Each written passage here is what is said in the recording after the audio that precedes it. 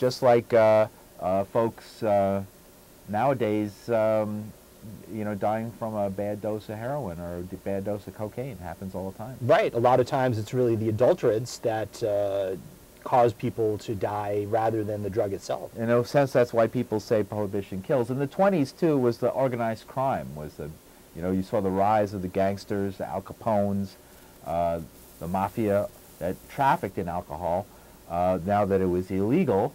And one of the main arguments to get rid of alcohol prohibition was that it was feeding these gangs, these criminal gangs. Right, it was feeding these gangs, and the situation we have now is far more dangerous because we're dealing with an international drug war. Mm-hmm. Alcohol was manufactured here in the United States, but Mexico, for example, we have a situation where people are getting daily decapitated, dismembered, mutilated. Absolutely, right. Every day we're reading it, and especially among the U.S.-Mexican border, and a lot of those towns that are very much involved in the drug trade. Right, and a lot of these communities are worried about it spilling over the borders. I was just reading an article about the border between El Paso, Texas, and Juarez, and the people in El Paso are frightened that people are going to come after some of these people who have been spirited over the border to go to a Trauma 1 level center, because the nearest Trauma 1 level center is in South Texas. So they might actually try and finish the job by going after them while they're in the emergency room. Well, yes, and in the United I mean, States. this is right. This is not actually theoretical. In Mexico, they've already done this. They've had drug gangs go into the hospital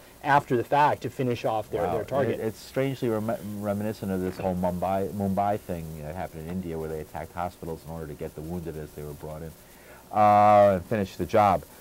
So this fed this kind of thing that's happening today, as it did in the 1920s, and we all, I don't know if we all have, but if you read or see the Untouchables or see many books and right, the Untouchables is actually cited in the report. Oh, really? They were called the Untouchables because they were one of the few units of the Treasury that could not be intimidated, that could not be bribed by the bootleggers. Right. Now tell us a little bit about what this report that we have the cover behind us. What is this report?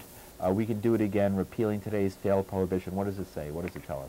Well, it basically talks about the parallels between then and now and the failure of current drug policies. And at the end, it makes a number of recommendations and says, until we actually establish a regulated legal market for drugs, we're still going to have some of these problems. But the first thing we need to do is Congress has to appoint a blue ribbon commission, sort of along the lines of the Shaffer Commission in the early 70s, that Richard Nixon founded to examine the status of marijuana. Give people the background on that, because to me that was one of the most fascinating stories. A lot of our viewers might be too young, not even born then, right, and not know that President Richard Nixon, not a president associated in the mind of anybody who knew him or lived under him with caring two hoots about people's civil liberties, actually empowered a commission called the Shaffer Commission. Shaffer was the governor of Pennsylvania at the time. So he was a moderate to liberal Republican governor of Pennsylvania at the time. And what did they come out in 1972? At the height, you have to imagine 1972 was even probably a bigger drug year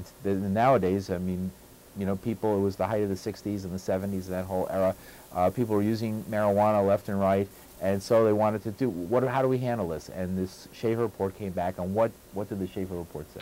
Well, we can't actually give Nixon credit for the origin of the Shaffer Commission, because when Congress passed the Controlled Substances Act in 1970, they set up I believe the actual formal name was the National Commission on Marijuana and Drug Abuse.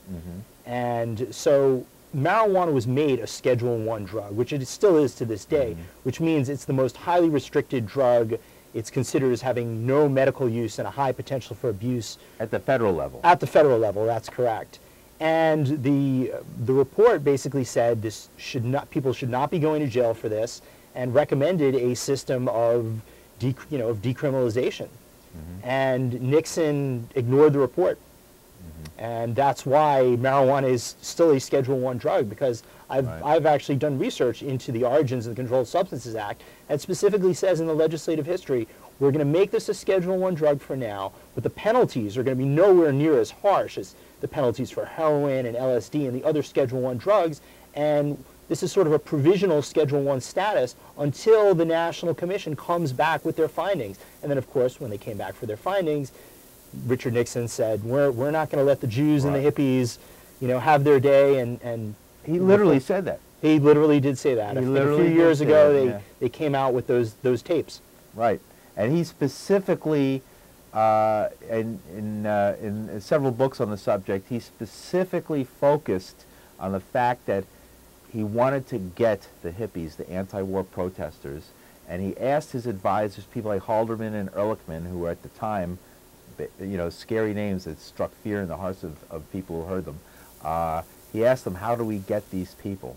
And they said to him, their drug is called marijuana. And that's what they like, and that's what they do, and we can go after them and criminalize them by making marijuana illegal. Right, and to this day, the other report actually you hold in your hands is a report that came out in the spring from the New York Civil Liberties Union. It's called Marijuana Arrest Crusade, Racial Bias and Police Policy in New York City. Okay, is this available on the internet? Or? Yes, it is. It's available on the New York Civil Liberties Union website, which NYCLU? is NYCLU.org. Say it again. And NYCLU.org.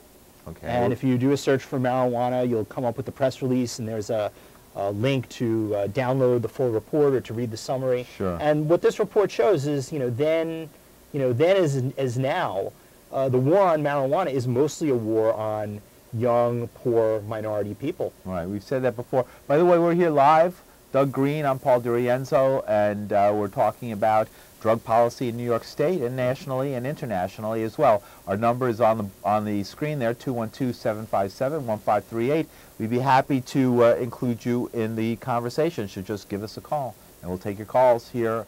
And it's a controversial enough issue. I mean, here, there's a lot of people, a lot of families who this Christmas season, their loved ones, members of their family, people they love, are sitting in prison for yet another Christmas, for how many more to go of their lives, because of this drug war. And we're sitting here saying, this is wrong. This is like not the right way to go about things, and this is not the right way to go about dealing with drug use in America. And I hope you feel the same way.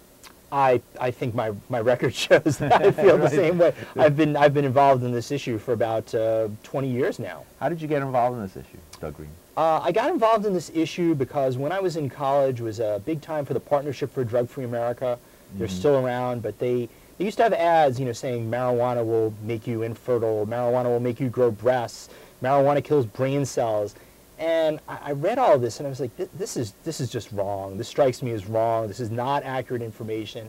And I started doing the research, and I actually started a chapter of NORML, the National Organization for the Reform of Marijuana Laws, at my college, which was New York University. And that's how I got started back in the late 80s. Okay. And have been involved ever since. Right. Go to a lot of conferences and keep abreast on all the drug policy news. Well, here's some interesting statistics. Let's go to this first statistic right here, the first one in the book, and I'm going to put it up here on the camera for folks to see. Oh, we have a call. Hello, you're on the air. Go ahead. Yeah, hi. Hi. I just read recently that most of the world's heroin comes from Afghanistan. Do you think there's a connection between that and our, going into Afghanistan as a tactic for the quote war on terror? Good question. Well, I don't think it's a question of a tactic for the war on terror. The thing is, they're intimately related because terrorists like the Taliban make an incredible amount of money. As a matter of fact, in this report that came out today, it's mentioned how the Taliban would profit on opium both ways. They would tax it, and then after it was banned, they would get all the fees for processing it and trafficking it. And the bribes and what have you. And the bribes, so the Taliban and terrorist groups are funded to a great deal by drug prohibition. Right. This is a key source of revenue for them. And if drugs were legalized, the profits wouldn't be there. It would be like any other commodity.